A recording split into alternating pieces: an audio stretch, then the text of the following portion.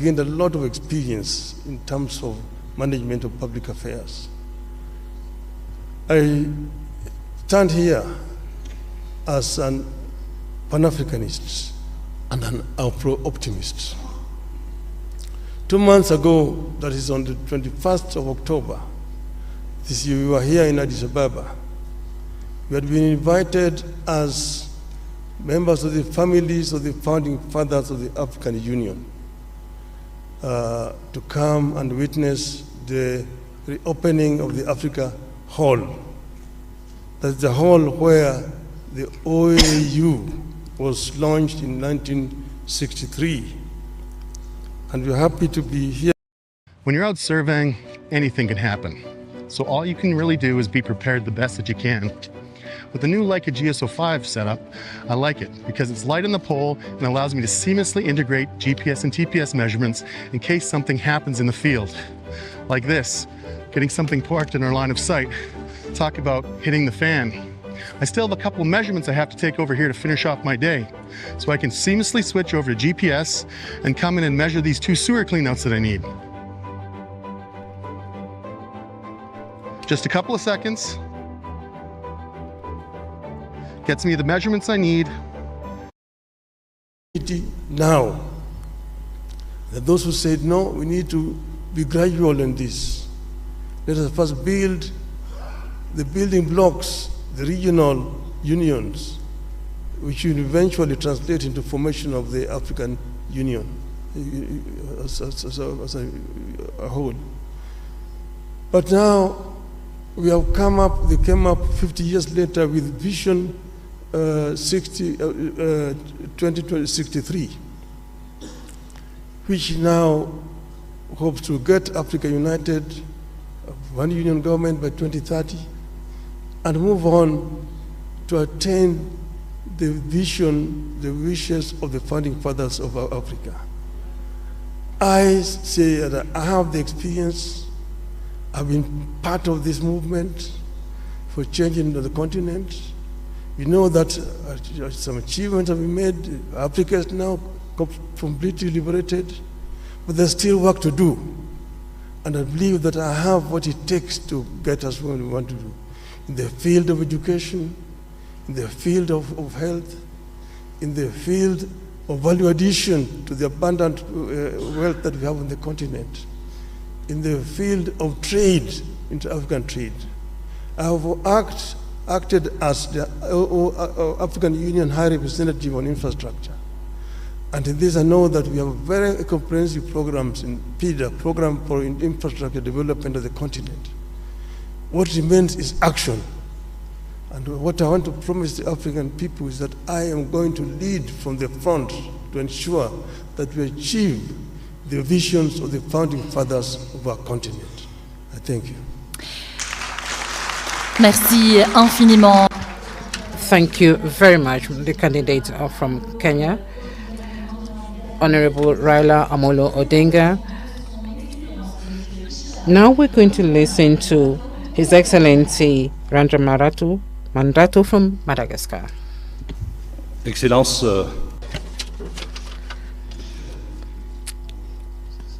Excellencies, distinguished guests to this very important event for the African people.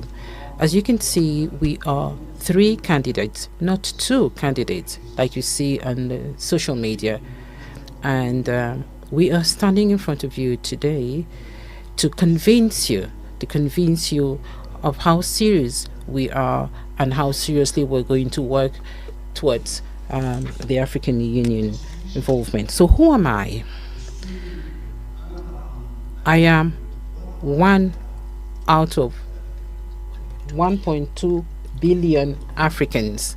Just like you, I started from very humble beginnings, from the very beginning.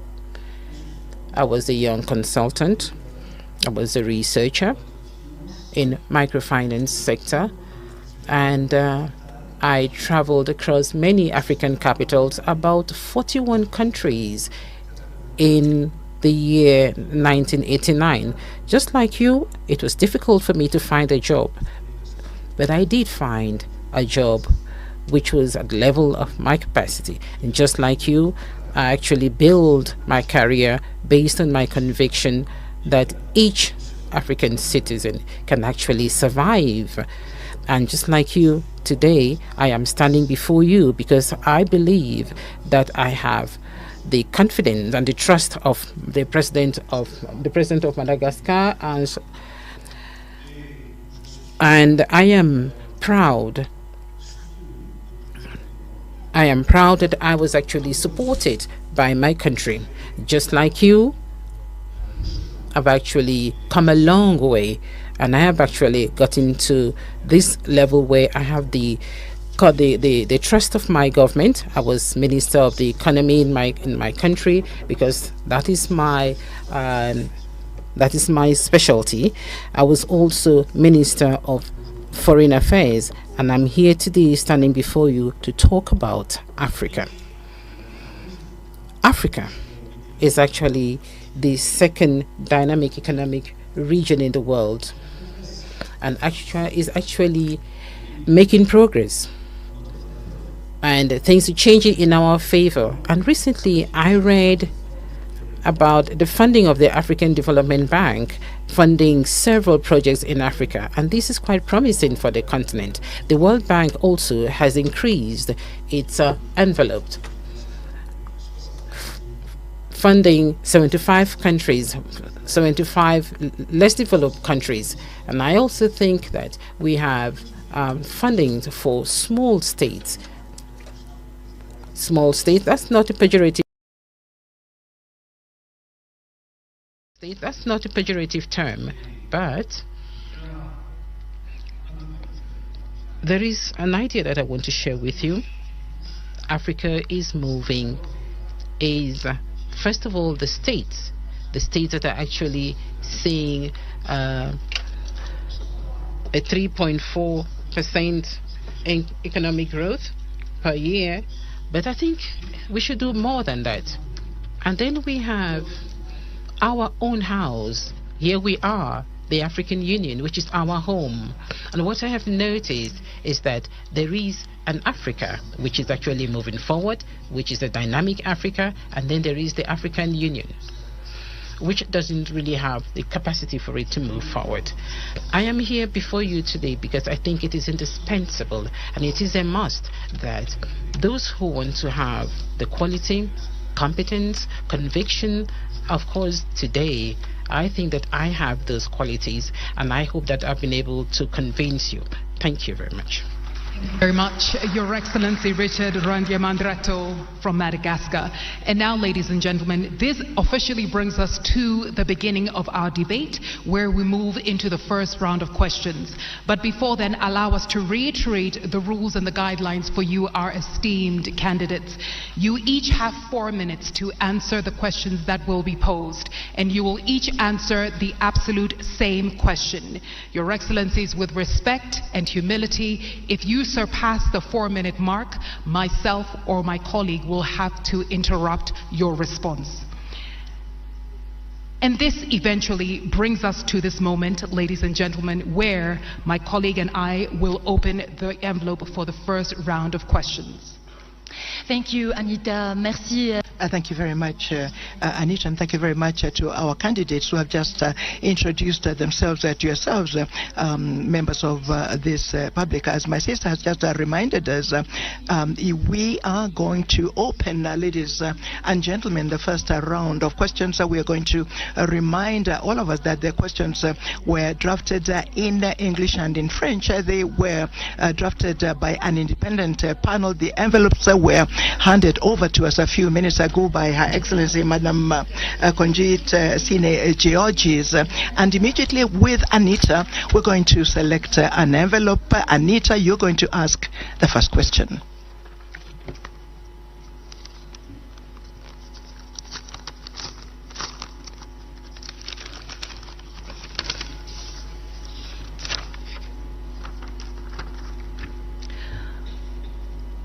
Esteemed candidates, your question in English, and after that my colleague here, Fatima, will translate in French. Translating Africa's natural wealth into continental prosperity. Africa has everything it needs to feed her people, educate her children, and take care of her health. Yet, the reality defies this. How will you turn the continent's resource wealth into tangible benefits, reducing debt, ensuring sustainable financing for the African Union, and enabling Africa to control its destiny economically? Also, how will you ensure that the African Continental Free Trade Area achieves its goals? Excellences, Messieurs les candidats. Candidates, the question in French. À tout ce dont elle a besoin pour nourrir sa population, éduquer ses enfants et prendre soin de leur santé. Mais la réalité défie cela. Comment allez-vous transformer la richesse en ressources du continent en avantages tangibles, réduire la dette, assurer un financement durable pour l'Union africaine et permettre à l'Afrique de contrôler son destin économique? En outre, comment allez-vous garantir que la zone de libre-échange continentale africaine atteigne ses objectifs? Et on commence avec le premier candidat de Madagascar. Excellence, vous avez 4 minutes pour y répondre. This question talks about the hopes. The first hope is that is contained in Agenda 2063, and we are going to just try and respond to this question. Perhaps not answer it completely, because you can't answer it in just 4 minutes. You can't show academically what it is that we can do in order to respond to this aspiration. So aspiration 1 of Agenda 2063 is as follows: a prosperous Africa based on inclusive growth and sustainable development. Your question is huge. How can a chairperson of the African Union Commission, with a very clear terms of responsibility, about 26 of those, and first of all, he or she has to demonstrate leadership characteristics, has to have administrative capacity, has to know protocol, has to be diplomatic. How can such a chairperson respond to emphasize the importance of continuing to develop the economy at the continental level? You did mention our joint initiative about developing trade through, in theory, liberalization of trade, liberalization of the circulation of persons throughout our continent. In theory, I say, trade can effectively become a source of economic dynamism. I think I understand that we're at about 12.6% of commercial trade between African countries. This is very low. For a continent such as Europe, a continent such as America, they go up to more than 50%. So what we need to do is to continue to continue with the efforts that we're doing. There's already a secretariat at the ICFTA. A secretariat, the ICFTA is just a geographical. It's ZoneNet is the geographical zone. We haven't yet attained this free circulation of trade, but if we manage to ensure that a free trade can happen, and can happen very quickly, it is very possible that we shall triple our performance in economic development. I am a farmer. I have a fish and chickens, and at a very small scale, and I support young farmers. And it's very difficult to pretend that one can have a good quality and one can sell the products to the neighbors. People are not able to really exhaust what is available in the market. But free trade is that. It is to learn how to master capital virtues, capitalism. Where do you find money, and what am I going to do to find the money? I think we need to start modestly. We need to start at the level of the local development, so that slowly by slowly, with support from the government and of course the support of the African Union, we shall then at the end ensure that all of the citizens, young, medium-aged, and especially women, can have the opportunity of participating in this large continental market. Thank you very much, Your Excellency. You, Excellency Raila Odinga, first for your answer. 4 minutes, sir. Thank you. Africa is, of course, the least developed continent by comparison. Look at economic statistics. But this is because there are historical reasons why Africa is where it is today. And we will say that Africa does not need to remain here. We need to develop Africa. There are several factors which work against Africa. For example, the international financial infrastructure has worked very much against Africa, because African countries have been made to borrow money at a very high rate of interest compared to other countries of the same status as the African countries. So we need to address the issue of rearranging the international financial infrastructure. That is, I think, one of the major starting points. Now, Africa is the richest continent on the planet Earth in terms of raw materials. But it's a paradox that Africa also is the poorest in terms of living conditions. We say that we need not to remain for perpetually the source of raw materials for industrial west or east. That we need to do value addition to raw materials which are coming out of Africa before we export them. And then we've also said that Africa needs to trade more with itself. There's big potential. Like the African Development Bank today says that 7 out of the 20 fastest growing economies in this year are going to be African countries. That are much higher than Europe. We're only competing with Asia. So it is important that Africa enhances the trade with itself. The inter-African trade today stands at just mere 15%. Now we have the African Free Trade Area organization that was launched now 3 years ago, but not much has been achieved. Some of the reasons are issues that are actually solvable. The non-tariff barriers to trade that have been imposed by respective African countries. Things like standards, which are different from one country to the other country, making it difficult for goods to move freely across the borders. Then modalities of payment. And then it's the other issue of infrastructure. I worked for 5 years as the African Union High Representative on Infrastructure Development. And here is another problem, because goods cannot move freely because of lack of adequate infrastructure within the continent.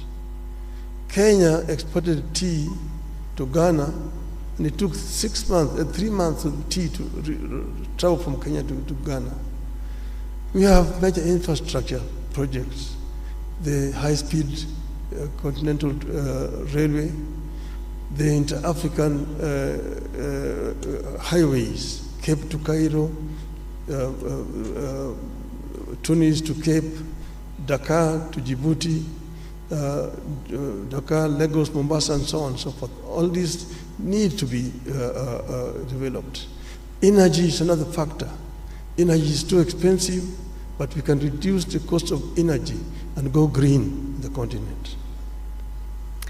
Thank you so much, Excellency. Candidate from Kenya, et à présent, mesdames et messieurs. And now, ladies and gentlemen, the response from His Excellency, the candidate from Djibouti, when you talk about the riches of Africa, we often think about natural resources, and the riches of Africa begins with its people. We have 1.4 billion inhabitants on the continent, and more than 60% of this population is young, between 0 and 25 years. The first wealth of this continent is in its people. We must have the capacity to think about how we can ensure that these people, this population, can benefit not only from the existing wealth, but also add value to that wealth. How can we go about that? Through universal education, quality education in our countries. We should have the capacity of offering our citizens a free education from the primary to the university levels, and ensure that this education is spread in all over the regions of our continent and of our country. We must remove the obstacles to education. The feminine population represents 50.2%. There are still cultural obstacles. There are obstacles to the education of girls. So we must concentrate on valorizing our human resources. And then we have fertile land. What are we doing with this fertile land?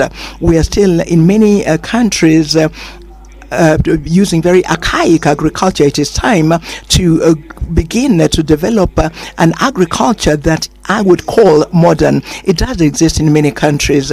Look, for example, at a country such as Rwanda. Tea and coffee are actually, there's value added locally. Countries now, these raw products that we sell without adding value, we must be able to add value locally so that we can increase the wealth and also create employment. The transformation of agricultural products is a priority. So today, agriculture in many countries uses biotechnology. It uses the drip system. It uses seeds that are modified, that are quality seeds. Ethiopia uses quality seeds in order to be able to produce maize. Today, Ethiopia produces maize and wheat because of these seeds that are quality seeds. It is important to think about transforming agricultural product in place that will ensure that the people can get out of food insecurity, ensure that there is a specialized agriculture. There has to be areas of specialized agriculture, and that, I would say, is one of the steps that will lead to ensuring that this world there can be at the benefit of the population. And then we come to natural resources. I acknowledge the work by President Museveni. He has said that he will not export petrol or gas as long as there will not be a refinery in Uganda. These are the examples from African leaders who take the destiny of their people in hand so that they can actually have value added locally. Now, trade, everybody knows that it is through trade that development happens. Look at China. China and all over the Chinese economy really target production and exportation. When you add value to our products, we can become exporters. Let me talk about tariff barriers and non-tariff barriers. That is not the problem. I think that the situation must be to, first of all, protect our wealth by transforming them locally. Thank you. Thank you, Your Excellency Mahmoud Ali Yusuf. Of round one, where I'm happy to announce we have a 5-minute break, and after this break we come to round two. You have been tuned in to us here from the African Union headquarters here in Addis Ababa, and we are bringing to you Mjadala Africa Leadership Debate 2024 with our 3 esteemed candidates vying for the position of chairperson of the African Union. Merci infiniment, cher candidat. Thank you very much, candidates, for having answered to the first question of the first round. Ladies and gentlemen, there's still 3 rounds to go in which you will all participate. And we're going to take a break of 5 minutes. We'll come back immediately after. Thank you very much for having listened to us. Thank you.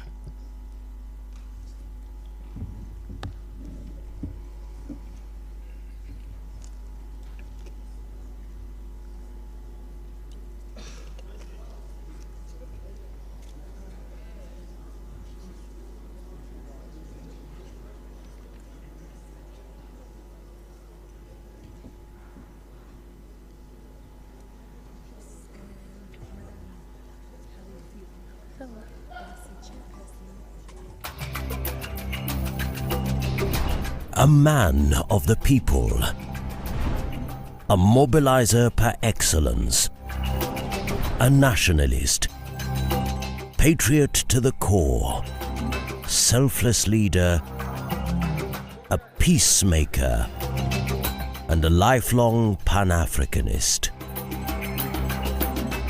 Kenya's former cabinet minister and Prime Minister. Mimi Raila Amolo Odinga.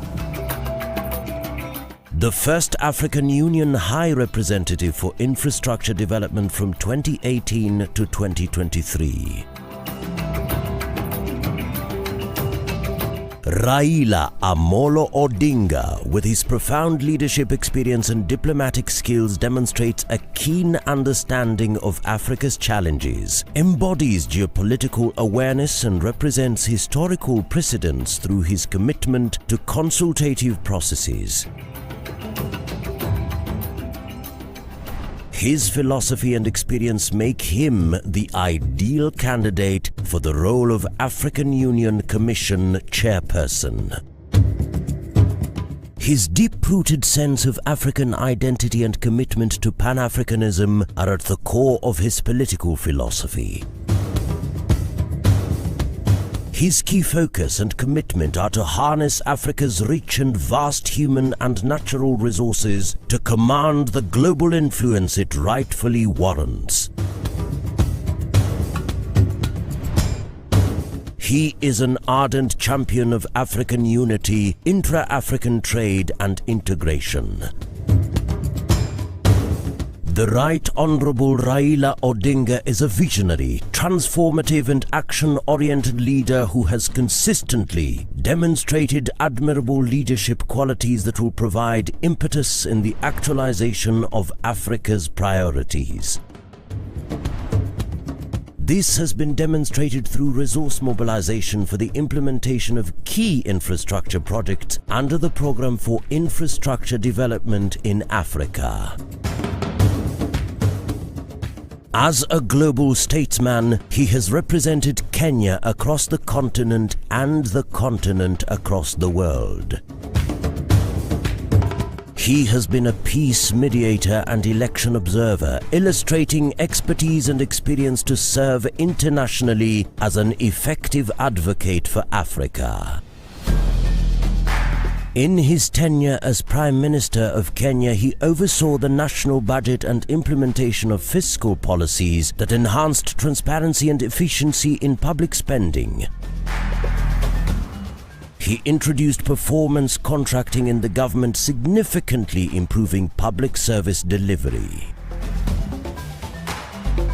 Honourable Raila Odinga's leadership roles have consistently involved managing and leading diverse teams across different cultural and political contexts. As AU High Representative for Infrastructure Development, he led a team of advisors from various African countries, fostering a collaborative environment that leveraged cultural and political diversities. He has a proven track record of championing the voices of the underprivileged, building consensus among stakeholders from diverse backgrounds, and ensuring that policies and projects reflect the collective aspirations of the African peoples. The Right Honourable Raila Odinga is committed to harnessing Africa's youth's potential and has championed the adoption of technology in various capacities throughout his career. His role at the African Union involved promoting the integration of digital solutions in infrastructure projects such as the Continental High-Speed Train and Smart City initiatives. To align Africa to Agenda 2063 and usher the continent into a new era of shared prosperity, there is no better leader other than the Right Honourable Raila Amolo Odinga. We're very happy to work with you this afternoon as moderators of this debate. For those who have just joined us, I'd like to remind you that just a few minutes ago we listened to answers to the first round of questions with their excellencies, Mr. Mahmoud Ali Yusuf, the Minister of Foreign Affairs of Djibouti, His Excellency Raila Amolo Odinga, former Prime Minister of Kenya, and finally Honorable Richard Randriamandrato, former Minister of Foreign Affairs of Madagascar. And we are coming right back to the second round of questions. Anita. About to start the round 2 of our debate here, Mjadala Africa Leadership Debate, where we are witnessing and listening to 3 esteemed candidates, each vying for the chairperson position of the African Union Commission. Earlier on, we heard their thoughts on issues such as the African Continental Free Trade Area, and now we're moving into the second round. And if you're just joining us, we're beaming live from the Federal Democratic Republic of Ethiopia, Addis Ababa, to be specific. Et pour ouvrir le deuxième round, mesdames. To start the second round, ladies and gentlemen, honorable participants, we're going to open a second envelope so that we can see the question that was prepared by an independent panel for this debate. Let me remind you, ladies and gentlemen, that the questions were drafted in 2 languages, in French and then in English. So, Your Excellencies, the candidates, your question is this. In spite of the hopes of the African Union to silence the arms between now and 2030, the conflicts continue to take place. How would you go about proposing African solutions so that you can ensure that there is a prevention, management, and a resolution that are effective and sustainable of conflicts? And how would you accelerate the advance of Africa towards a permanent seat in the United Nations Security Council? That's your question. Whose aspiration to silence guns by 2020, conflicts persist. How will you foster African solutions to ensure effective and durable conflict prevention, management, and resolution? And how do you plan to accelerate Africa's push for a permanent seat on the United Nations Security Council? Ladies and gentlemen, our esteemed candidates, the first to answer this round of questions will be His Excellency Raila Amolo Odinga. You have 4 minutes, Your Excellency. Thank you very much. Well, silencing the guns on the continent. As you know that in 2013, the EU met and passed a resolution to silence the guns by 2020. We are today in 2024, and the guns are not silent. They're very loud, roaring all over the continent. We need to address the causative factors of these conflicts. There are some which are conflict caused by poverty or deprivation. Some of them by conflict within the society, again, things like ethnicity and so on. Some of them are externally influenced or promoted. Some are religious and so on. So there's not a common factor. But what you need to do is to address the causative factors which could translate into these conflicts throughout the continent.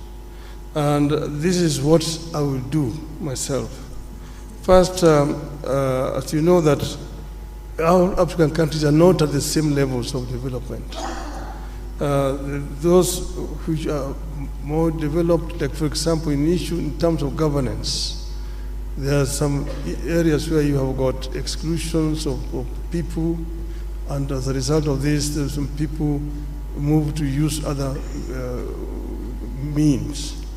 We need to find a way of creating an environment for dialogue within our societies so that we can be able to prevent these differences, conflict ending up into violent confrontation between the various groups.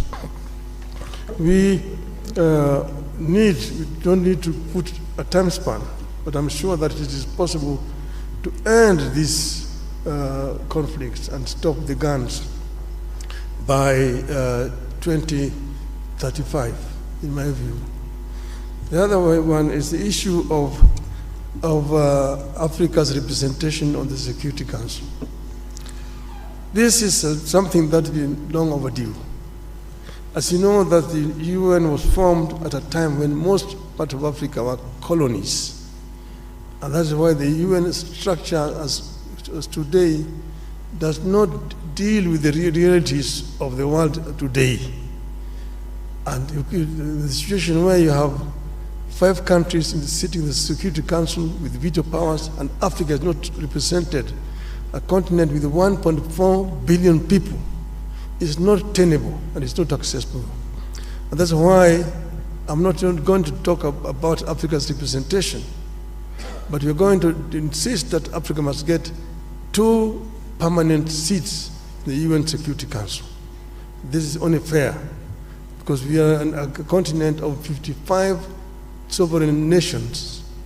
We cannot be excluded when Europe has got 3 permanent representations on the Security Council. Permanent representation with the veto powers is a must for Africa. And this I'm going to insist when I'm elected. If the heads of state of Africa sees fit that I should lead this, I will work together with all the leadership of the continent to ensure that the continent gets a fair treatment on the international scene. Thank you so much, Excellency. Candidate from Kenya. Et maintenant, mesdames et messieurs. And now, ladies and gentlemen, the response from His Excellency, the candidate from Djibouti, His Excellency Mahmoud Ali Yusuf. Silencing the Guns is a flagship program, one of the 15 that our leaders have endorsed years ago. And then they put a number of mechanisms and structure around this flagship program so that peace becomes a reality on our continent. The first structure is the African Peace and Security Architecture. And then we have the strategy that we all know, Silencing the Guns. And to support this strategy, the African Union put in place a number of mechanisms. One of them is the Peace and Security Council. The other one is the Committee of Elders, the Committee of Chief of Staff. We have the Peace Fund, and we can rely on every kind of mechanism. So why is peace is not, let's say, a reality on the ground on our continent? There are a number of reasons. One of them is the political will of countries. We have to be outspoken and frank. We make decisions at the Peace and Security Council level. These decisions are not implemented. Our Peace and Security Council is not proactive. It is reacting to crises when they occur and happen. This has to change. And I'm sending a message to our member countries saying this has to change. The number 2 problem that we have to face is our standby forces. We have them on the papers. Of course, sometimes we can mobilize them, but they lack resources. We are still relying on foreign partnership for our resources. Let me give you an example. AMISOM. Since 2007, ATMIS has been financed by the European Union and the United Nations, up to 2.7 billion euros. Now, financial resources are critical. Why should we have the money so that we can operate on crisis ground on the continent? Because without money, we cannot deploy our standby forces. Without money, even the committee of mediators cannot go and discuss with the stakeholders. They sometimes wait for the tickets, the per diems, days and days and days. It's very critical that the Peace Fund, in which we have $400 million, that the Commission and the PRC, get to the compromise situation where that money could be used for peace on the continent. So far, only the interest of the 400 millions are used. And I'm really shameful when I say, DRC have been given 1 million for peace, issues through this fund. And they have given to, I don't know, another country 1.5 million. It has to change. We need the authority from the member countries so that we can use this money, the $400 million, to keep peace on our continent. There are so many other bottlenecks that needs to be handled very quickly. But money is one of them. The Peace and Security Council mission is the second problem. And then we have a third one. This one also has to be underlined very seriously. When a crisis happens, I give you the example of Somalia. I've been around for some time. I've been dealing with this problem for many years. When there is no unity of purpose between the countries around this country, neighboring countries, this country will never stand on its feet. That's what we are experiencing today in the Sudan. Hundreds of thousands of people have been killed, millions displaced. Neighboring countries are still fighting on the Sudan, and the African Union and IGAD are watching. Sorry, sir, your time is up. Okay, sorry, because I can talk hours about this issue. No problem, sir. Thank you so much for your contribution.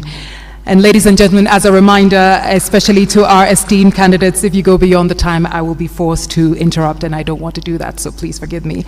May we kindly have our last candidate, His Excellency Randemandrato, to respond to the question. Your Excellency, the floor is yours. Faire taire les armes et Silencing the guns and issues relating to peace and security in general actually are due to so many things. It's not like turning on a switch or switching it off, not on and off a switch. No, there are several factors that have to be taken into consideration, and that is the reason why the African continent and the African Union have been challenges to silence the guns. But we have to resolve our conflicts peacefully, and this is one of the principles of the African Union, just like the principle of non-interference. So this is an aspect that we all have to actually look at. When exactly do we talk about non-interference, non-indifference, and how do we use them to silence the guns? But that is the situation in which we find ourselves in. And if I am chosen by the heads of states and government as chairperson of the commission, I will make sure that the African Union Commission would actually work towards resolving our conflicts peacefully, because we have that in the Constitutive Act of Africa, of the African Union. So we have the Peace and Security Council, we have the peace architecture of the African Union, but we also have the United Nations Security Council. And then bilaterally, we've got efforts that are underway, and we've heard about progress in some areas, in some regions where we have long-standing conflicts. And then we also have the opportunity of ensuring that there is solidarity with the United Nations, the African Union and the United Nations. This is a framework that could actually enable us to sit down with the international community and talk about crisis in Africa. Why should we only talk about the crisis in Ukraine? Why not talk about the crisis in Sudan and crisis in other African countries? So we are talking about financing peace missions, but there is also a program that actually wants to see the program of the United Nations, that is the SDGs, aligned with Agenda 2063. And then we also have the 10-year plan of our public institutions in charge of working at a national level, but we are talking about the justice systems in our respective countries. Now, concerning the 2 permanent seats on the United Nations Security Council. I think here in Africa, we all know the importance and the urgency of having these 2 seats. And we have to seize this opportunity because we are actually at the end of 2024. And so we have to act very fast in 2025. And this should be the mantra of the African Union in 2025. And so, of course, we have to make sure that we can actually speak with one voice on the choice of who will represent Africa on the United Nations Security Council. It's not going to be easy. It will be up to the heads of states to decide who will be the continent's representative. And now we'll conclude to say that, like this morning, I read in the newspapers the problem between Ethiopia and Somalia, and this was being resolved by Turkey. The mediator is Turkey. Let us be responsible. Let us be serious. The African Union should be that person doing the mediation. Thank you. Thank you very much. Thank you very much, candidate from Madagascar. Ladies and gentlemen, this is the end of our second round. And without any transition, we are going to step into the third round, and we are going to discover the question. Anita, you have the floor. Now, ladies and gentlemen, we move into the third round. Once again, if you're just joining us, these questions have been formulated by an independent panel, and the questions will be open and seen only at the beginning of the round, as I'm doing right now. Esteemed candidates, on the topic of reviving Pan-Africanism and countering external influence, Pan-Africanism is declining, and external powers and internal divisions challenge Africa's integration efforts. What specific steps will you take to rekindle the spirit of Pan-Africanism, counter big power politics on the continent, mobilize African countries behind a common integration agenda, ensure resource self-reliance, and position regional economic communities at the center of this process? Chers candidats, Distinguished candidates, your question is as follows in French. L'africanisme est en déclin et les puissances extérieures et les divisions internes remettent en cause les efforts d'intégration en Afrique.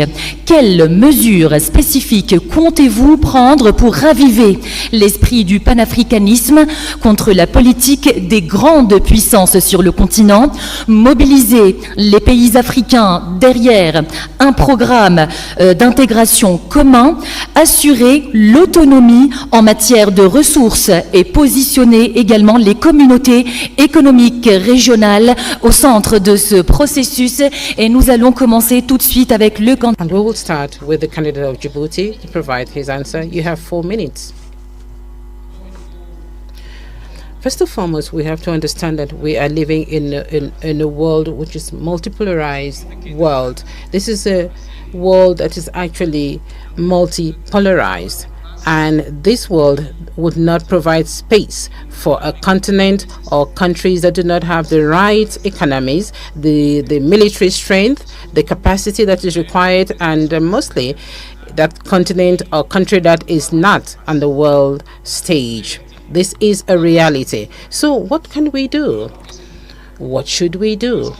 I think it is very important that the Global South should actually take action. And in the Global South, it is Africa that actually has to stand out. And how is Africa going to stand out? If we do not represent much in terms of global trade, you cannot actually sit around a table where decisions are being taken for the destiny of the world. And so integration is, I would say, an obligation, is a must. When we talk about obligation, it is important that the AFCFTA should actually be functional. It is important that intra-Africa trade be developed, and it should go beyond 18%. It is important that African countries should actually use their own resources. And so Africa has now a seat and the G20 table. We want to congratulate South Africa for chairing the G20 next year. And so it is important that the African Union Commission should be working hand in hand with the African Union to actually make sure that Agenda 2063 is a priority item on the agenda of Agenda 2063 of the G20. Africa has to be also on the UN Security Council. Just imagine 80% of the issues discussed at the UN Security Council is African problems. When we talk about security issues, who do we talk about? Africa. When we talk about food insecurity, we also hear Africa, Zimbabwe, Botswana, Ethiopia, Kenya, Somalia. They have actually been victims of natural disasters, but we are not the ones polluting the world. So the African Union should also be fully involved in the COP discussions. The COP discussions should also be held here in Africa. So a strong Africa has to be an Africa that is present on the global stage. We have to see that Africa has to be part and parcel of the global south, and this is what we have to do. And I'm going to make sure that our commission is going to work to ensure that Africa is part of the global south. Integration is a long-winded effort. It goes through solidarity. We are not working among ourselves. We are not speaking to one another as neighbors. We'd rather trade with non-African countries because we have non-tariff barriers, because our currencies are not convertible. If I want to trade in birr with Ethiopia and Ethiopia wants to trade in francs, definitely there is loss of money. So we should have a payment and compensation system in Africa. We have to mobilize resources between 5 and 10 billion so that this compensation system is functional. Are we going to have a single currency in Africa? Why not? That is possible. Her Excellency Randiamandrato, it's your turn, sir. 4 minutes. Je ne pense pas. Well, I do not think that Pan-Africanism is actually dying out. No, because Pan-Africanism is in us. We are Pan-Africanists.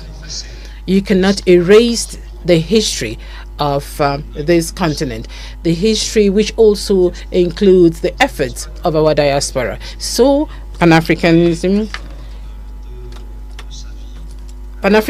is really not dying in Africa. It is true that we all have a huge responsibility. The current generation that we have to work to make sure that the future generation should not forget what our founding fathers actually had in mind when they were establishing the OAU, so that all those who are in Africa should continue to live the same dream the same dream. We inherited this continent from our founding fathers, and we have the Africa that we want. The Africa that we see is the Africa where we live in, and the Africa that we want is the Africa that we want to prepare and which we must prepare. And so there is a clear difference between the Africa in which we are and the African Union, which is our own home, the common house. And if the African Union Commission does not put in the right resources, the human resources and the financial resources, even the diplomats and the military, we will not get to where we want to be. And so I am of the opinion that it all depends on the will of the people to go beyond the challenges that we face today. We all know the problems of our African Union today. There are certain aspects that do not meet the expectations of the people. For example, the SACA audit that was prepared by experts proposing reforms that have to be undertaken. We also have reforms that were undertaken in 2016. So we need to undertake those reforms to ensure that the African Union can actually rise to the challenges. The regional economic communities also have a role to play. I went to the COMESA for several years and actually saw the efforts undertaken by countries of COMESA and East Africa. And we see Tunisia, Egypt in COMESA as well. And this will continue. We have the Abuja Treaty actually defined gradual integration at the regional level and then continental level. We will get there. And I am going to work with the members of the next commission so that together we can actually make all of this easy. And lastly, I think we should also bear in mind, we should also think about the military bases, the foreign military bases in Africa, in African countries. Some countries have already started to take their own destiny in their hands in terms of their security. We should be brave enough, we should actually have that courage to make sure that we can actually stand out there as adults that can actually take their destiny in their own hands. Foreign military bases in Africa, we do hope that in a few years' time, those military bases will be a thing of the past, because these military bases are actually a source of conflict. Thank you.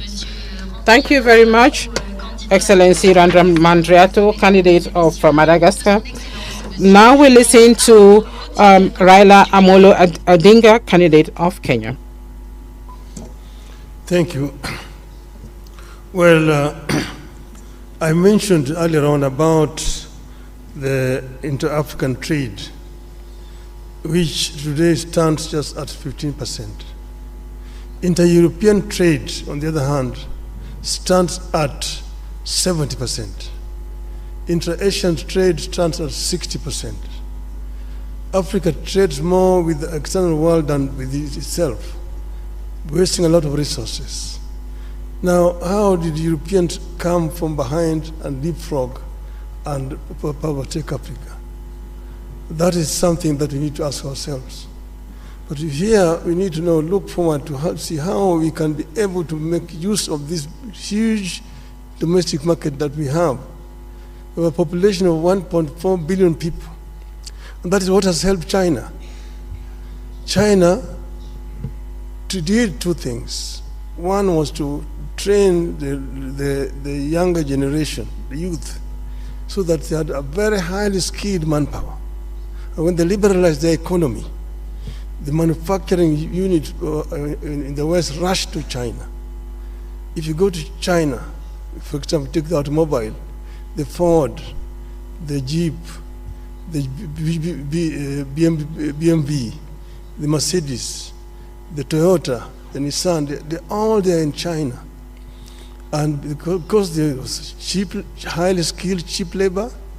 Secondly, cheap raw material. The raw materials which they were actually getting originally from Africa. And that is how China has managed to develop a 600 million people middle class. Africa can be able to fill the gap which is being left down there by China by actually coming together and opening up. So we need to come together as Africa and create an African market which will be able to attract investors to come to our continent. Africa is the youngest continent in terms of population. 70% of our population is below the age of 35. That is a big bonus. It can be a bonus or it can be a curse. If the youth are not empowered, given requisite knowledge and skills, they become a drag to the society, drunkards, drug addicts, and criminals. But empowered, they become a real source for wealth creation. It is a pity today that many African youths drown in the Mediterranean trying to seek greener pastures in Europe because we have not created conditions that can retain them here. Now we are saying that we want to create a situation where every African youth must be connected to the internet, and using the artificial intelligence and information technology, we can be able to give this youth opportunity to work anywhere in the world when they're staying here on the continent. This is something that we are going to address. empowerment of the African youth and together with the African woman, so that we create a workforce that will be helped in terms of wealth creation on the continent. This will enable Africa to leapfrog and to catch up with the rest of the world. I'm saying that I want to be a vehicle to be used to help Africa to get there. We will work together with all the leadership in the continent so that Africa moves. Thank you, Your Excellency. Thank you very much, Your Excellency Raila Odinga, finishing us on the third round. And now we move into the fourth and final round, and I give my sister the opportunity to open the envelope and tell us what the first or the last question rather is. Ladies and gentlemen, as a form of a reminder, after this we have a quick break, and after the break each of our esteemed candidates will have 2 minutes to share their closing remarks. Fatima? Dear candidates, your question is this one. The implementation of the key reforms at the African Union that were decided by the Assembly of Heads of State and Government has come to a standstill, and which has a negative impact on the structural stability and the financial viability of the Union, and also on the lack of the African Union to have an impact. Were you to become the chairperson, what new approaches would you adopt to reinvigorate the implementation of these reforms, rationalize the programs of the African Union, and strengthen its effectiveness in the long term? Under the topic of implementing of reforms agreed under the Assembly Decision 635, the implementation of key African Union reforms decided by the Assembly of Heads of States and Governments has stalled, with an adverse impact on its structural viability and financial sustainability, and the AU's focus on a few high-impact public goods. If you become chairperson, what new approaches will you introduce to reinvigorate the implementation of these reforms, streamline the AU's agenda, and strengthen its long-term effectiveness? Et j'invite à présent le candidat. I'd like to invite the candidate from Madagascar to respond first. First of all, we have to begin by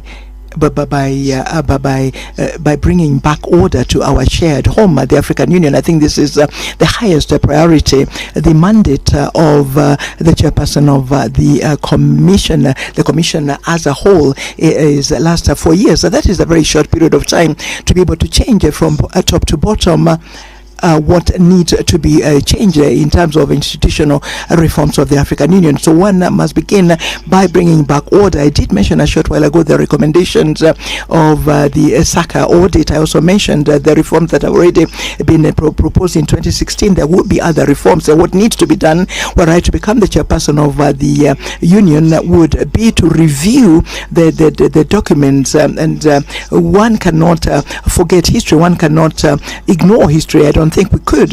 We are at the end of a process. We are at the beginning of a new process, and the outgoing team did what they were able to do with the resources that they had at their disposal. And I would like to thank the outgoing chairperson of the commission, Mr.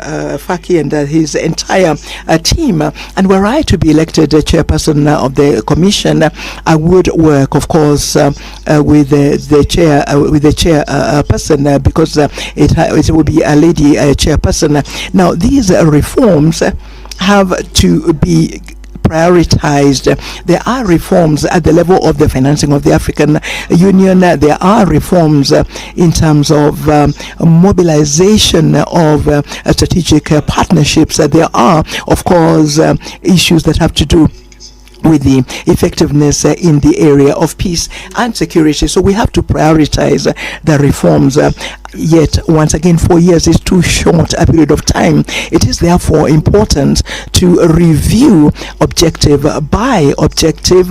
Strategic objective is what I mean of the 10-year plan 2024-2032. And since it was my responsibility in COMESA, one can perhaps plan for strategic planning over perhaps 2-3 years, which strategic planning would make it possible for us to identify the urgent urgent issues and to align the financing of these issues. The 10-year plan does not allow one to do this. And maybe were we to have a strategic plan, we could perhaps be more specific and address the matters that need to be addressed urgently in the way of reforms. And I also think, as I said a short while ago, that the organs of the African Union, beginning with the Conference of Heads of State and Government, but also the committee of the PRC, the Permanent Representatives Committee, with the Pan-African Parliament and the other organs,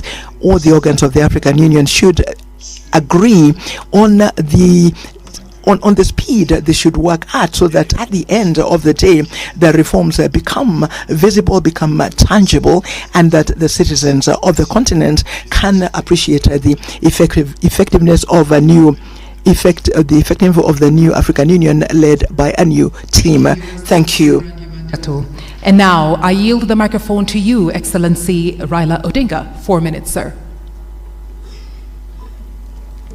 Well, we know where we are as African Union, and that's why the heads of state came up with that committee on reforms, which was headed by former president, current Rwanda President Kagame.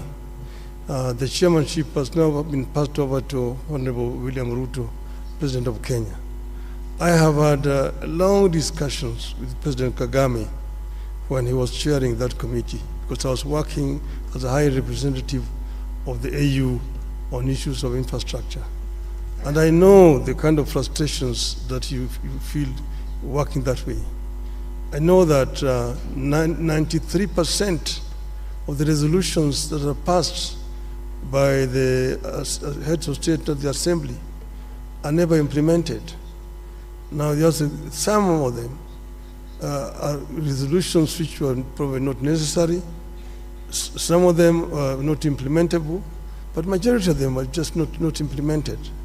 Some have to do with the structure and management of the AU at the headquarters.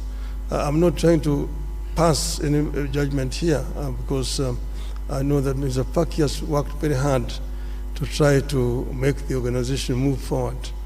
The other one has been the issue of funding, which has been a major challenge, and look at other alternative sources of funding.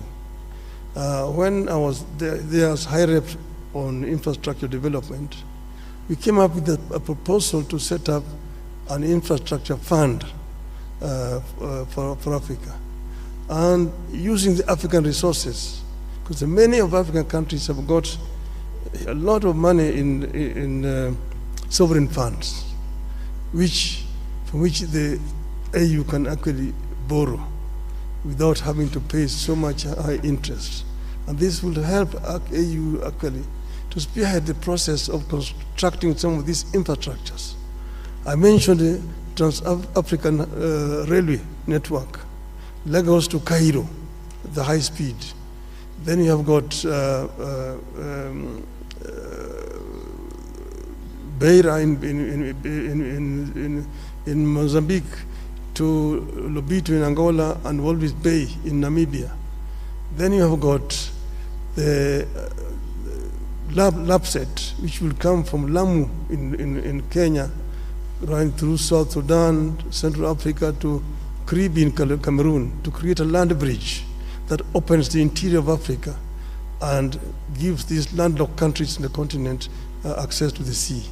So some of these are possible, but we need to think out of the box and ensure that most of these reforms which are being proposed are implemented. We were talking about energy, which is a very major issue. And we have got the Grand Inga in the Congo, which can actually power the entire continent with power pools, southern power pool, eastern power pool, central, western, and northern power pool. That will help us to lower the cost of energy in the continent. That would be a revolutionary change on the continent. Then you've got the connectivity, fiber optic connectivity, open skies opening up the skies for movement of people, and then visas. To do visas a big issue. Many African businessmen cannot travel across the continent without, because they don't have visas. Excellency, I'm really sorry to interrupt you. Les 4 minutes se sont écoulées. Nous allons maintenant suivre. We are going now to listen to the response from the last candidate for this round, the candidate from Djibouti. Let me start by paying tribute to our heads of states who have endorsed those reforms in 2017. And then the champion for those reforms was His Excellency President Kagame, and he passed the responsibility to President Ruto. Now, there are a number of reforms that have already been implemented. We have to recognize that. The size of the commission, we had 10 commissioners, chairperson, deputy chairperson, and 8 commissioners, and it has been reduced. We have what we call a golden rule in terms of managing the staff and the personnel. I'm still waiting for the SACA program to be implemented. I hope that this hot potato will not wait for us, one of us, when we'll be elected. But I hope that the SACA process will be implemented. It is about the personnel, the staff. We have moved from a lot of short contract employees to a permanent contract. That's very important. If you want to create loyalty, you want to create the ownership within your staff and personnel, you have to make them happy. They need to have a permanent contract, and it is in the SACA program. Now, the biggest bottleneck of the reforms is the financing. Our heads of state said we will pay 0.2% of eligible import to the Commission. Only 17 countries, 17, are applying and abiding by that rule. It has to change. I'm not going to impose that on our leaders. It's not my intention, but I will advocate for it. It's very important to have, that particular issue of mobilizing and fostering financing be resolved immediately. Then, our experts, there is a unit in the African Union Commission called the Reform Unit, led by Mr. Makoko, a very able African expert. But there are so many reforms that have not been implemented. One of them is PAP, the Pan-African Parliament. It's still a consultative organ. When is the Pan-African Parliament will become a legislative organ? They have passed in 2014 a protocol. Only 15 countries ratified that protocol. And this is one of the major reforms that we have to implement. Then we have on the judicial sector, the Court of Justice, the Commission of Human Rights. Sometimes they are fighting on issues. The Court of Justice do not open its doors to nationals, to African citizens, to NGOs. They are complaining. I am hearing complaints about the African citizens with regard to the Court of Justice. And then they are fighting who is doing what, the Commission of Human Rights. These reforms have to be implemented. And the Bureau of Liaison, a liaison bureau, we have so many on the continent. That's double use of those bureaus. Time is running, time is flying. So we have to rationalize. How can you imagine that you have 3 bureaus in the same region, and we're saying we should, have the golden rules for management, and whenever we want to touch one of the bureaus, it's a political matter. It's useless, but it is a political matter. The country that is hosting the bureau is saying you won't touch it. It has to change. It needs leadership. It needs understanding, negotiation, but it has to change. If we want to change things, we have to be frank and outspoken. We have to be, really tough when it comes to be tough, and lean when it comes to we have to do it. We have to do it. Yes, sir, your time is up.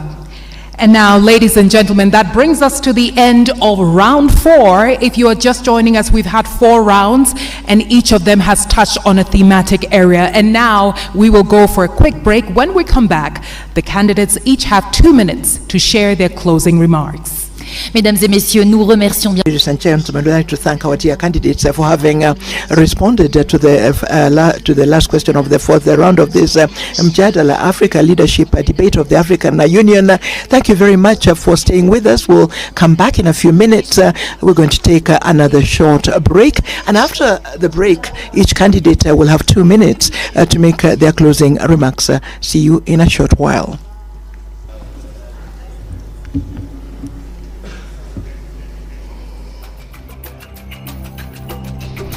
A man of the people, a mobilizer par excellence, a nationalist, patriot to the core, selfless leader, a peacemaker, and a lifelong Pan-Africanist. Kenya's former cabinet minister and Prime Minister. Mimi Raila Amolo Odinga. The first African Union High Representative for Infrastructure Development from 2018 to 2023. Raila Amolo Odinga, with his profound leadership experience and diplomatic skills, demonstrates a keen understanding of Africa's challenges, embodies geopolitical awareness, and represents historical precedents through his commitment to consultative processes. His philosophy and experience make him the ideal candidate for the role of African Union Commission chairperson. His deep-rooted sense of African identity and commitment to Pan-Africanism are at the core of his political philosophy. His key focus and commitment are to harness Africa's rich and vast human and natural resources to command the global influence it rightfully warrants. He is an ardent champion of African unity, intra-African trade and integration. The Right Honourable Raila Odinga is a visionary, transformative and action-oriented leader who has consistently demonstrated admirable leadership qualities that will provide impetus in the actualization of Africa's priorities. This has been demonstrated through resource mobilization for the implementation of key infrastructure projects under the Programme for Infrastructure Development in Africa.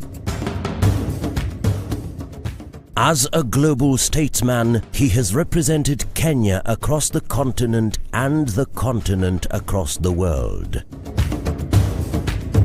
He has been a peace mediator and election observer, illustrating expertise and experience to serve internationally as an effective advocate for Africa. In his tenure as Prime Minister of Kenya, he oversaw the national budget and implementation of fiscal policies that enhanced transparency and efficiency in public spending. He introduced performance contracting in the government, significantly improving public service delivery. Honourable Raila Odinga's leadership roles have consistently involved managing and leading diverse teams across different cultural and political contexts. As AU High Representative for Infrastructure Development, he led a team of advisors from various African countries, fostering a collaborative environment that leveraged cultural and political diversities. He has a proven track record of championing the voices of the underprivileged, building consensus among stakeholders from diverse backgrounds, and ensuring that policies and projects reflect the collective aspirations of the African peoples. The Right Honourable Raila Odinga is committed to harnessing Africa's youth's potential and has championed the adoption of technology in various capacities throughout his career. His role at the African Union involved promoting the integration of digital solutions in infrastructure projects such as the Continental High-Speed Train and Smart City initiatives. To align Africa to Agenda 2063 and usher the continent into a new era of shared prosperity, there is no better leader other than the Right Honourable Raila Amolo Odinga. Excellencies, I present to you a visionary Pan-African, a bold and wise leader, a professional and technocrat, as well as a towering statesman and a veteran mobilizer for positive change. Kenya endorses his candidature unreservedly, and we commit wholeheartedly to support his candidature, his vision, and his leadership. The champion of Pan-Africanism. This is Africa's century.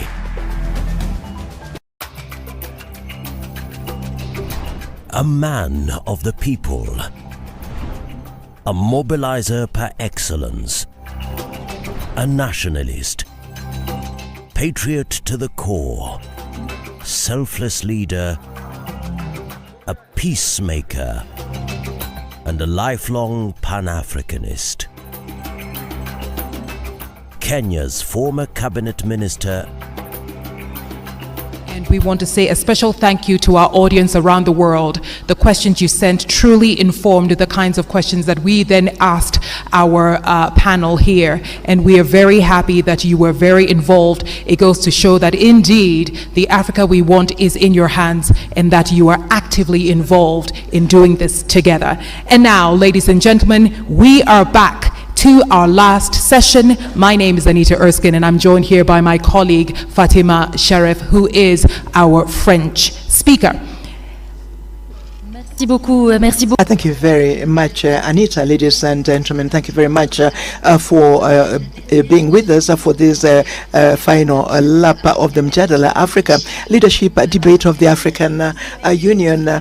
You have listened during the debate, the questions that were raised, the answers that were given by the different candidates, and we're coming to the end of the debate. And so, Anita, we're going to listen to the closing remarks to the candidates. So thank you very much, Fatima. Candidates, you each have 2 minutes to share your closing remarks, or better still, your last words. We will start this round with His Excellency Raila Odinga. Thank you. I am delighted to have had the opportunity to address our people of Africa. And as I've said, I am ready to work for Africa. There are reforms that will be necessary so that AU can work more effectively. One of these reforms will be financial reforms, so that we are able to bring in the African private sector into the funding. I mentioned also the issue of sovereign funds that we can use. We can create a fund, AU, to do all its money work. Then there's issue of 0.2% of the duty, which only 17 countries are remitting. I will work to ensure that all the countries could pay their dues to the Union. This is what happens in the European Union, and that's why European Union is able to even fund African Union. It's a shame. We can be able to fund this organization out of our own resources on the continent, and this is what I'm going to try to do. And I said that I am ready on day one when I'm appointed. I will not need any kind of induction. I'm ready to work for the continent, and I will offer my best. The days of Africa have come. The African lion will begin to roar and tell its Asian tiger counterpart and the European bear and the American jaguar that this is going to be Africa's millennium. The 2000. Dear candidate, I'm really sorry to interrupt you once again, but these are the rules of the debate. Nous allons maintenant, mesdames et we are going now, ladies and gentlemen, give 2 minutes to the candidate of Djibouti closing remarks.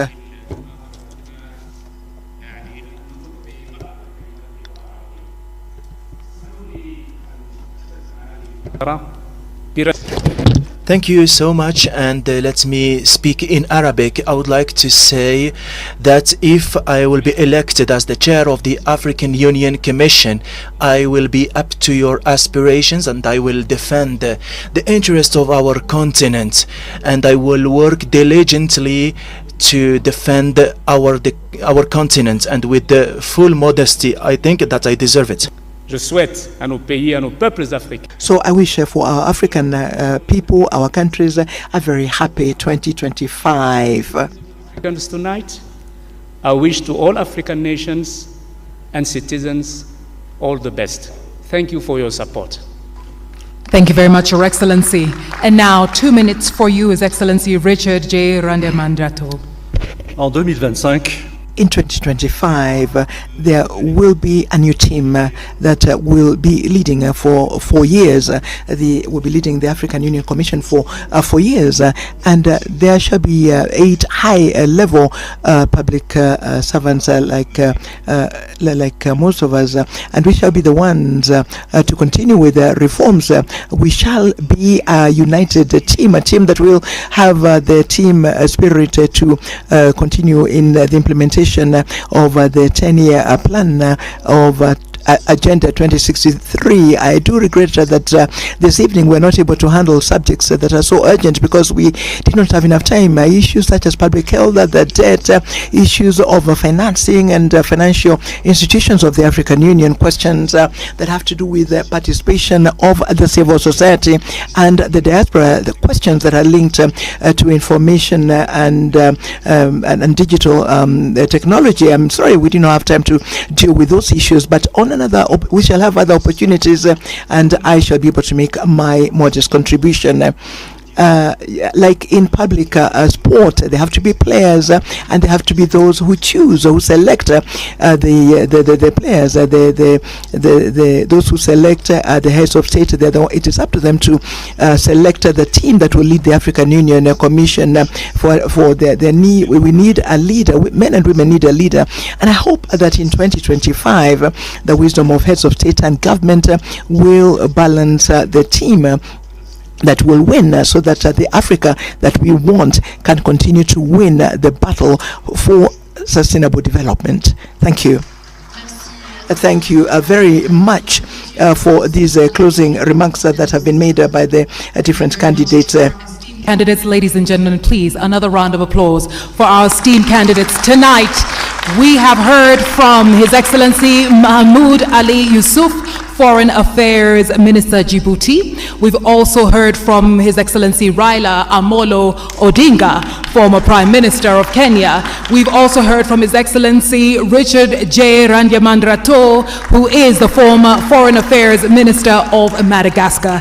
Each one of our candidates has done an exceptional job talking about the thematic areas that were set before them. We've talked about advancing economic integration. We've talked about promoting peace and security as well as democracy, Africa's place in global affairs, and reforming the African Union, amongst many. Ladies and gentlemen, it's been an absolute honor bringing you Mjadala Africa Leadership Debate 2024.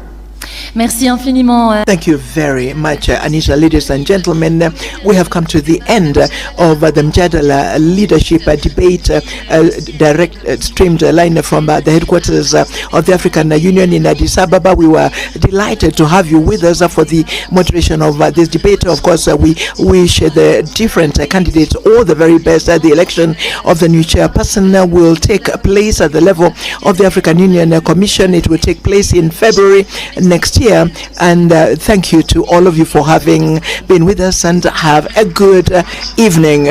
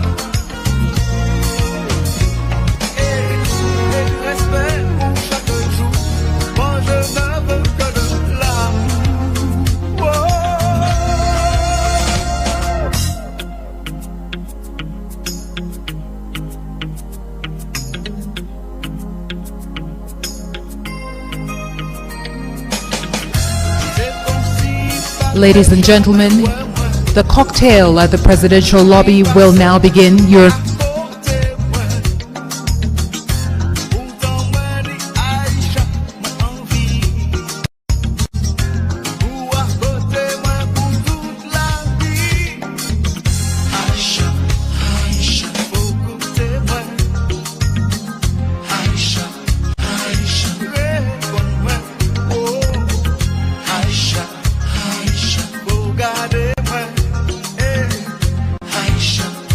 Aisha,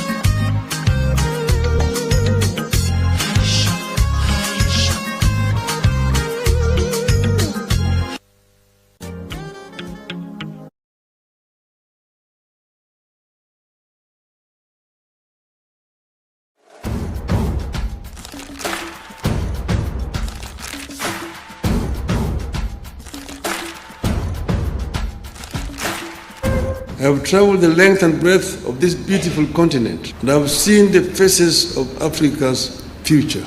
I understand the continent, and I see the faces of our children, full of hope and energy, and unbound by the borders of yesterday. I dream of an Africa where those borders and colonial languages no longer divide us.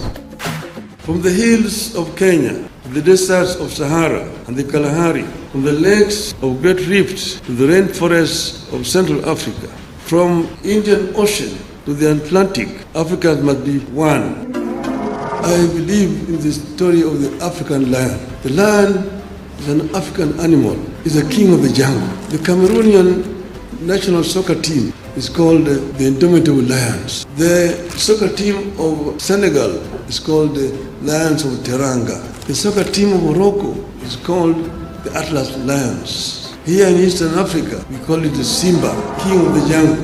When the king roars, the jungle listens.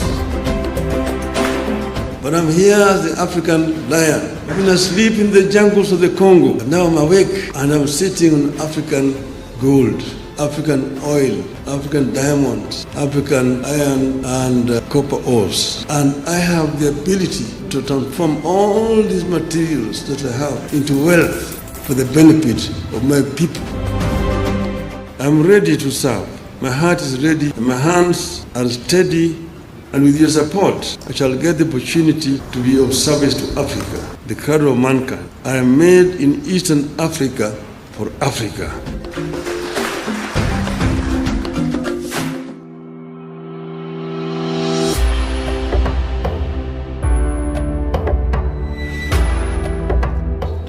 To the African people, Kenya presents to you a candidate who will give the AU visibility and a deserving place in global discourse.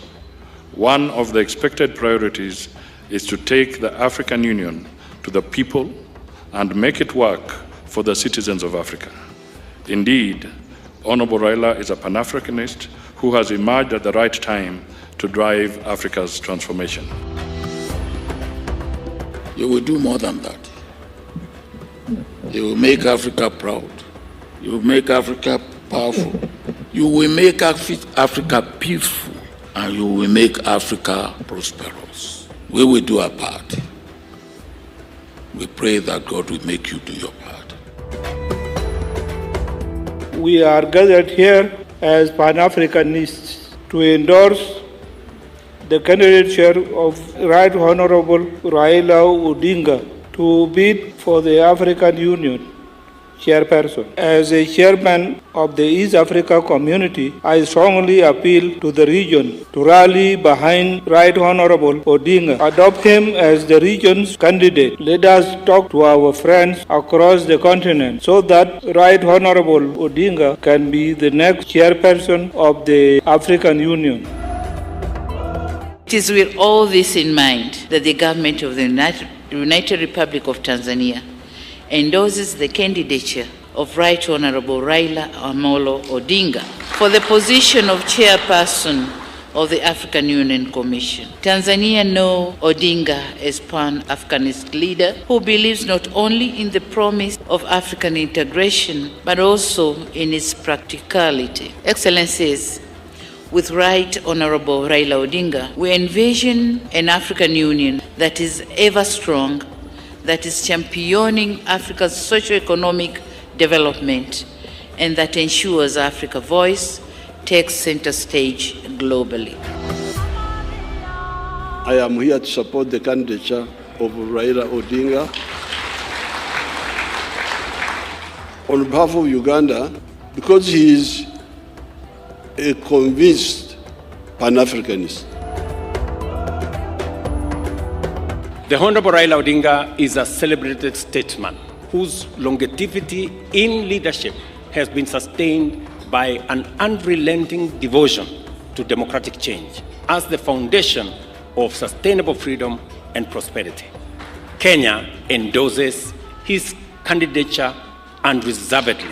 I am confident that he will give his utmost and do all it takes to make Africa proud and Africa powerful.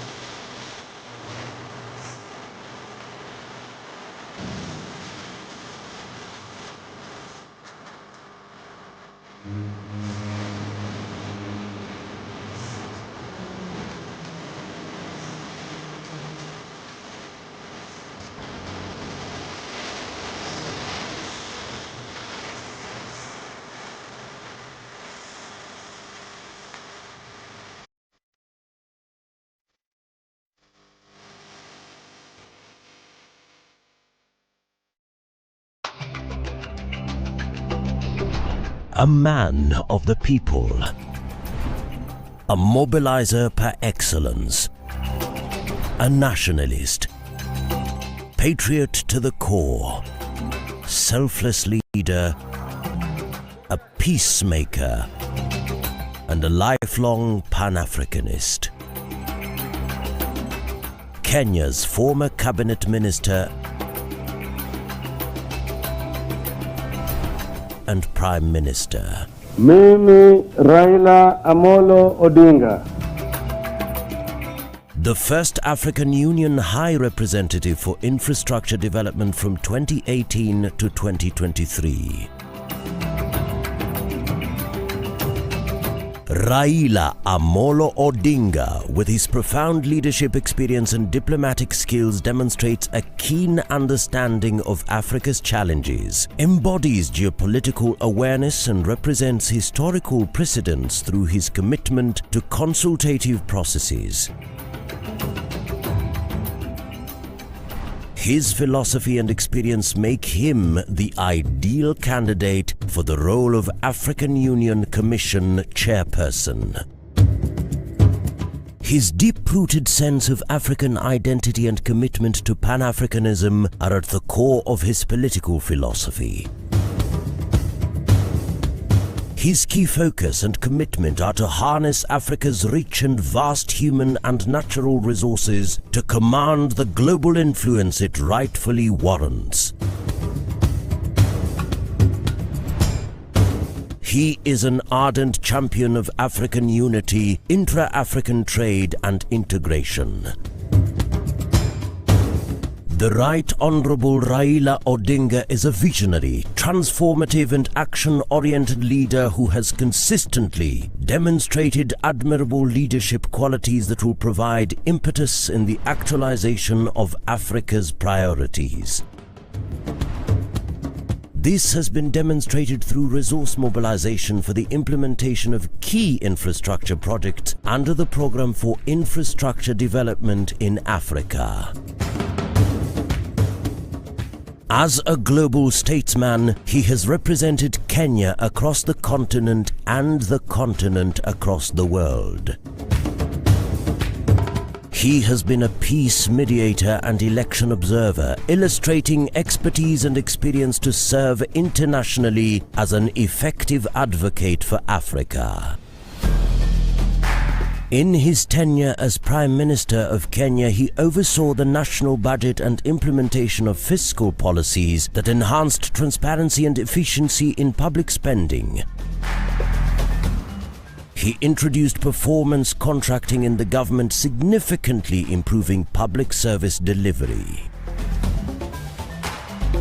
Honorable Raila Odinga's leadership roles have consistently involved managing and leading diverse teams across different cultural and political contexts.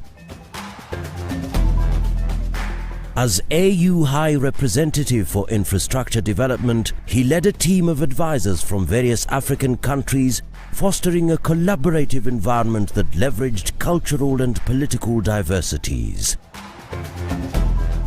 He has a proven track record of championing the voices of the underprivileged, building consensus among stakeholders from diverse backgrounds, and ensuring that policies and projects reflect the collective aspirations of the African peoples.